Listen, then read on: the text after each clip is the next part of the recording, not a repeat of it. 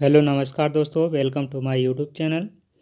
आज हम लोग हिंदी पेडागॉजी या हिंदी ग्रामर से संबंधित कुछ 20 इंपॉर्टेंट ऑब्जेक्टिव क्वेश्चन डिस्कशन करेंगे। तो अगर आप हमारे चैनल पर नए हैं तो चैनल को सब्सक्राइब जरूर करिए। तो चलिए देखते हैं। पहला क्वेश्चन ये रहा आपके सामने कि निम्नलिखित में से व्यवस्था शब्द में कौन सी संधि है। ठीक है ना, व्यवस्था एक शब्द दिया गया है, उसमें संधि कौन सी है आपको पहचान के बताना है। व्यंजन संधि, गुण संधि, दीर्घ संधि या फिर यण संधि। ठीक है ना, तो व्यवस्था शब्द में जो है कौन सी संधि है, इसको आपको सबसे पहले तो संधि विच्छेद करके बताना पड़ेगा। तो व्यवस्था शब्द में जो है यण संधि हो। ठीक है ना, तो ऑप्शन नंबर डी जो है इसका करेक्ट आंसर हो जाएगा। बात करते हैं अगले क्वेश्चन की कि दिनों दिन शब्द में कौन सा समास है। ठीक है ना, दिनों दिन शब्द लिखा हुआ है, उसमें समास कौन सा होगा ये आपको बताना है। तो दिनों दिन का समास विग्रह क्या हो जाएगा, दिन प्रतिदिन। ठीक है ना, दिन और दिन। तो इसका जो करेक्ट आंसर हो जाएगा कौन सा समास होगा, इस पे जो है अव्ययी भाव समास होगा। ठीक है ना, जैसे प्रतिदिन होता है तो प्रत्येक दिन बोला जाता है, दिनों और दिन तो दिन और दिन, दिन में ही कोई काम करना है। ठीक है ना, शाम नहीं होनी चाहिए, रात नहीं होनी चाहिए। तो ऑप्शन नंबर बी जो है इसका करेक्ट आंसर हो जाएगा। प्रथम पद अव्यय माना जाता है वैभव समास में। ठीक है, अब बात करते हैं अगले क्वेश्चन की। तो ये रहा आपके सामने, तो अपूर्व शब्द का विलोम क्या हो जाएगा। ठीक है, अपूर्व शब्द जो लिखा हुआ है उसका एक्चुअल विलोम शब्द क्या होता है, इसी तरह के क्वेश्चन आपके पेपर में पूछे जाते हैं। तो अपूर्व शब्द का जो विलोम है वह आपका ऑप्शन नंबर डी जो है पूर्व हो जाएगा। ठीक है, तो ऑप्शन नंबर डी इसका करेक्ट आंसर हो जाएगा। अब बात करते हैं अगले क्वेश्चन की। तो सस्वर वाचन का अभ्यास कराने के लिए सबसे उपयुक्त साधन क्या होता है। सस्वर वाचन का आपको अभ्यास कराना है, उसकी प्रैक्टिस करानी है, तो सबसे उपयुक्त साधन किस चीज़ को माना जाता है। आदर्श वाचन, अनुकरण वाचन, समूह वाचन या फिर पाठ्य पुस्तक वाचन को। तो ऑप्शन नंबर ए जो है आदर्श वाचन को जो है सस्वर वाचन का अभ्यास कराने के लिए सबसे अच्छा साधन माना जाता है। ऑप्शन नंबर ए इसका करेक्ट आंसर हो जाएगा। बात करते हैं अगले क्वेश्चन की।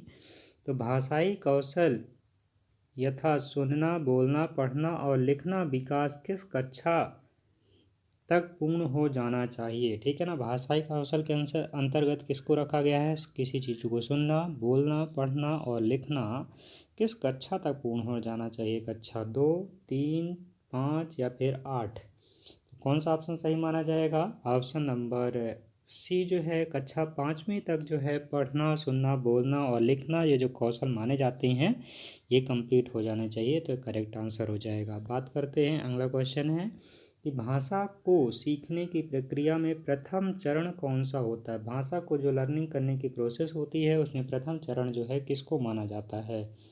तो उसके अंतर्गत प्रथम चरण जो है शिक्षार्थी के सही मानसिक स्तर का ज्ञान होना, इस चीज़ को माना जाता है। तो ऑप्शन नंबर बी इसका करेक्ट आंसर हो जाएगा। बात करते हैं अगले क्वेश्चन की। तो दृश्य कौशल सामग्री की आवश्यकता निम्नलिखित में से किस विधि के लिए आवश्यक नहीं है।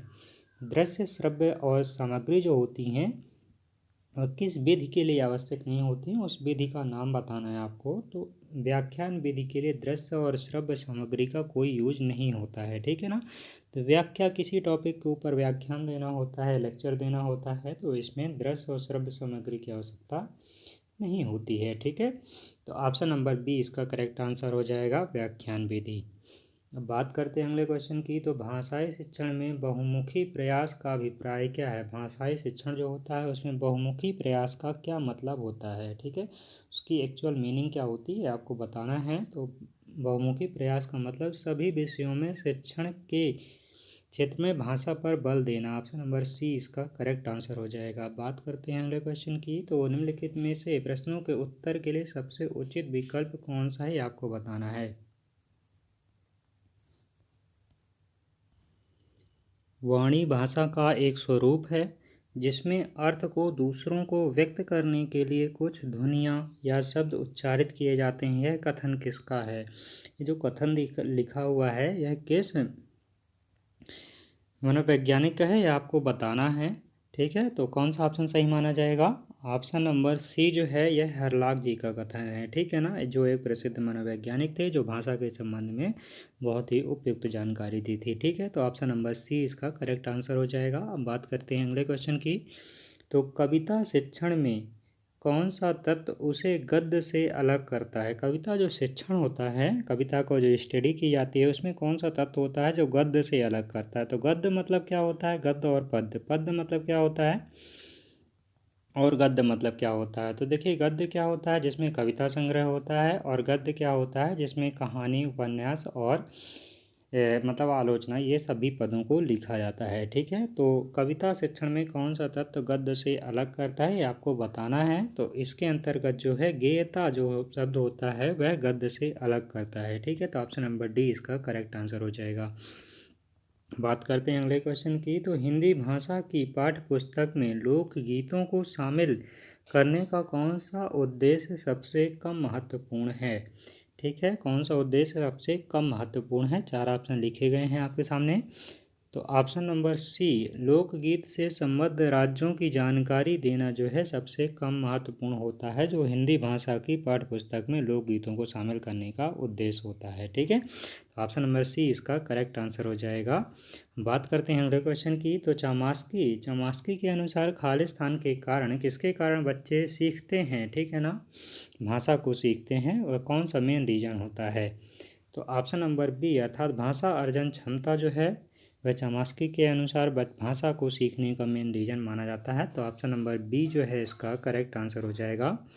बात करते हैं अगले क्वेश्चन की। तो एक भाषा शिक्षक के रूप में पाठ पढ़ाने के उपरांत आप निम्नलिखित में से किस प्रकार के प्रश्न को सर्वाधिक महत्व देंगे? आप एक भाषा शिक्षक हैं, एक आप हिंदी पढ़ाने वाले एक टीचर हैं, तो पाठ को पढ़ाने के उपरांत आप किस प्रकार के प्रश्न को सर्वाधिक महत्व देंगे? उसमें आपको 4 ऑप्शन लिखे गए हैं, चूज करके बताना है आपको कौन सा ऑप्शन सही होगा। तो ऑप्शन नंबर सी जो है, गांधी के जीवन व्यक्तित्व की किन विशेषताओं ने आपको प्रभावित किया और क्यों किया, ये सबसे महत्वपूर्ण है या फिर सर्वाधिक महत्व का क्वेश्चन होगा। ऑप्शन नंबर सी इसका करेक्ट आंसर हो जाएगा। और जो पैराग्राफ दिया गया था तो गांधी जी से संबंधित पैराग्राफ था, ठीक है।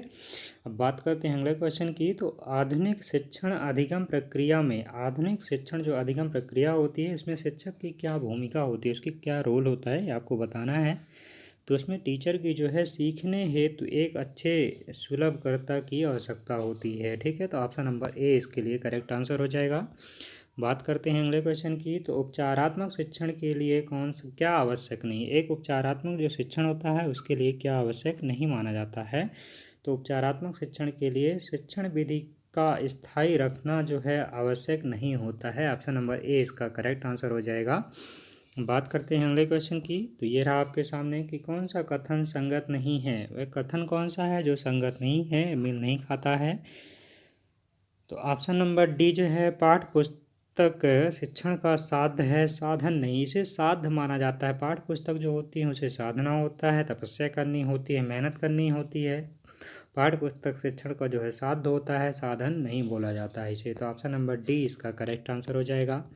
अब बात करते हैं अगले क्वेश्चन की। तो जिन शिक्षकों को लिखने में कठिनाई का अनुभव होता है वे जिन बच्चों को लिखने में कठिनाई का अनुभव होता है वे बच्चे किस बीमारी से ग्रसित होते हैं, उस बीमारी को क्या बोला जाता है ये आपको बताना है, ठीक है ना। जिनको लिखने में कठिनाई का अनुभव होता है तो उन्हें जो है डिस्ग्राफिया बीमारी से मतलब उसे डिस्ग्राफिया बोला जाता है, ठीक है ना। डिस्ग्राफिया से ग्रसित बच्चे होते हैं जिनको लिखने में कठिनाई का अनुभव होता है। तो ऑप्शन नंबर ए जो है इसका करेक्ट आंसर हो जाएगा।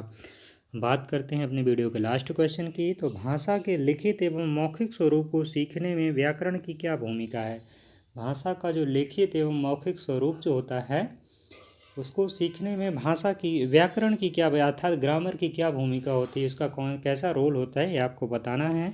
तो 4 ऑप्शन लिखे गए हैं। तो ऑप्शन नंबर बी जो है इसका करेक्ट आंसर हो जाएगा। मौखिक एवं लिखित रूप में भाषा की शुद्धता अर्थात कितनी करेक्ट आप लिख रहे हो और स्पष्टता और कितनी क्लियर लिख रहे हो, इसमें व्याकरण का ज्ञान होना बहुत ही ज़्यादा आवश्यक होता है। तो ऑप्शन नंबर बी जो है इसका करेक्ट आंसर हो जाएगा। तो इस तरह करके हमने आपको नियर अबाउट 20 क्वेश्चन सॉल्व करवा दिए। तो आपको वीडियो कैसा लगा कमेंट बॉक्स में ज़रूर बताइए। अगर आप वीडियो को लाइक करिए, अपने दोस्तों के पास शेयर करिए। अगर आप हमारे चैनल पर नए हैं तो चैनल को सब्सक्राइब जरूर करिए और बेल आइकन बटन दबाना बिल्कुल मत भूलिए, जिससे आपको हमारे आने वाले नए वीडियो को नोटिफिकेशन सबसे पहले मिल सके। Okay, thanks for watching this video.